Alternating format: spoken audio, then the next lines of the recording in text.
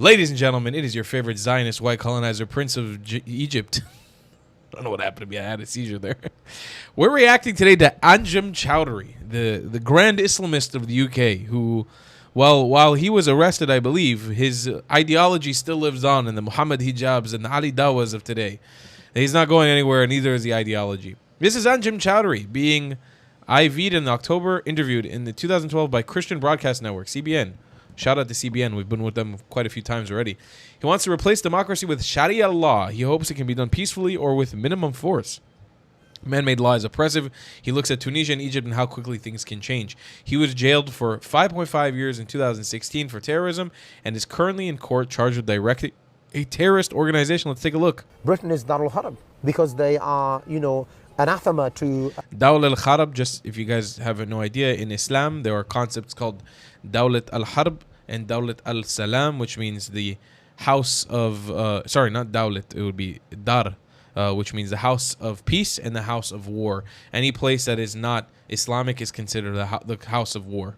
Britain is Darul Harb because they are, anathema to God's law. They're not implementing it, they're violating His sanctity, and therefore this is war against Allah and His Messenger. We are obliged as Muslims to take the authority away from the people who have it and implement the Sharia. Now I hope that can come in a very peaceful way. I hope that we can do that in a way, where there's no bloodshed. The Messenger Muhammad sallallahu alaihi wasallam said that, if the Muslims have authority and they have the ability to remove oppression, they must remove the oppression. So we believe man-made law is oppression, because they are implementing non-Islamic law, violating their own sanctity.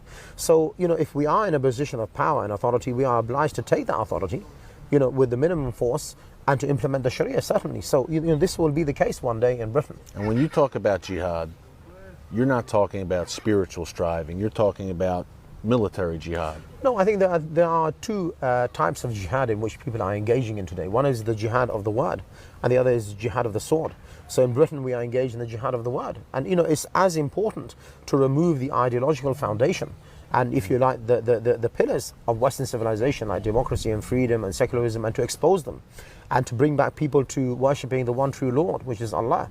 As much as it is important to remove the physical obstacles, which is the non-Islamic regimes, the occupying forces, the Republican Guard, which support those leaders in our own countries. What do you think the timetable is for implementing Sharia in Great Britain? Do you feel like you're getting close?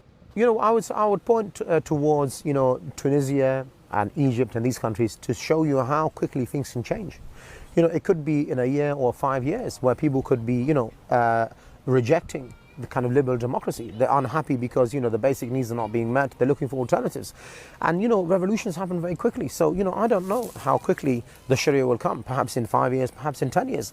Demographically speaking, even within the next 15 or 20 years, Islam could be, the major religion of countries like Britain and Belgium and France and these other European nations, because of the rate at which people are reverting to Islam, the number of...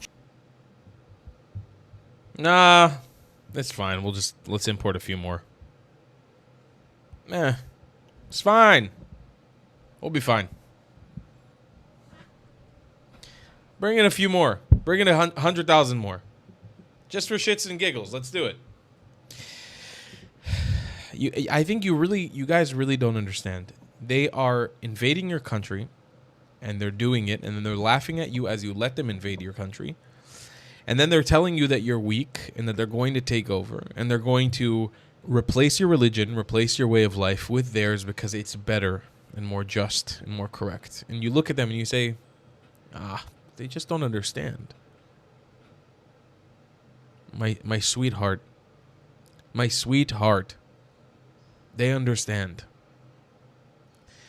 They're trying to take over and you're allowing them a way in. You've got to wake up to the fact that this is a serious danger knocking on your doorstep. Knocking. Will you take action against it? We're all waiting to find out.